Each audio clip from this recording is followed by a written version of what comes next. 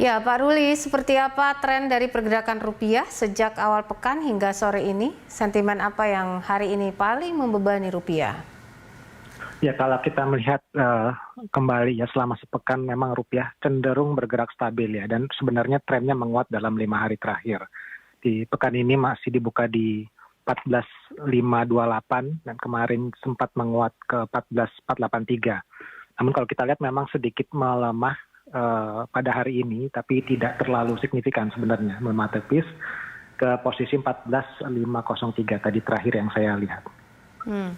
Ya, lalu untuk peluang rupiah untuk pekan depan seperti apa? Mungkin sentimen apa saja yang harus diwaspadai? Kalau saya melihat sebenarnya pekan depan dari sisi global memang harusnya relatif lebih bisa menopang perkembangan di mata uang negara-negara berkembang ya, termasuk rupiah. Jadi memang di lebih dari tekanan domestik sebenarnya yang harus kita waspadai ya, dengan kecenderungan peningkatan kasus COVID yang varian Delta yang masih mengalami peningkatan ya di kawasan Asia dan juga di Indonesia, yang juga akan berdampak kepada sentimen terhadap kepercayaan di emerging markets ya, termasuk Indonesia.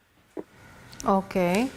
Hingga akhir Juli ini bagaimana Pak soal daya tahan rupiah ini dengan pengaruh rapat The Fed dan juga data ekonomi Amerika Tiongkok? Ya, daya tahan rupiah saya lihat memang sampai dengan akhir Juli masih cukup baik ya, namun memang lebih banyak bergantung kepada sentimen global ya. Jadi pemulihan ekonomi memang akan sangat berdampak mengingat pandemi yang masih sulit terkendali. Jadi kondisi di emerging market sebenarnya kurang menguntungkan pada saat ini ya. Terjadi pemulihan yang cenderung tidak merata. Jadi perbedaan antara negara maju dan negara berkembang itu memang sangat besar ya. Saat ini masih terbantu oleh kebijakan dari Bank Sentral Amerika Serikat yang masih terus melakukan kebijakan yang akomodatif ya. Setelah Chairman Powell melihat bahwa inflasi di Amerika Serikat saat ini hanya bersifat temporer ya, sehingga mereka masih akan tetap melakukan kebijakan yang akomodatif yang berdampak positif kepada nilai tukar di negara-negara berkembang. Oke, prospek obligasi ini dengan penguatan emas dan juga lonjakan kasus COVID di tanah air, bagaimana Pak ke depannya? Sebenarnya kalau lonjakan kasus di tanah air ya, di dalam negeri saya lihat masih bisa dibantu ya. Sekali lagi saya sampaikan ya bahwa memang kondisi saat ini masih didukung oleh tingginya likuiditas global yang disebabkan oleh pembelian surat-surat berharga oleh The Fed ya, sehingga masih kondusif ya, masih bisa sebagian itu masuk ke dalam negeri ya, sehingga ini juga berdampak positif kepada imbal hasil obligasi yang juga cenderung menurun ya. Jadi memang lebih banyak dipengaruhi oleh perkembangan imbal hasil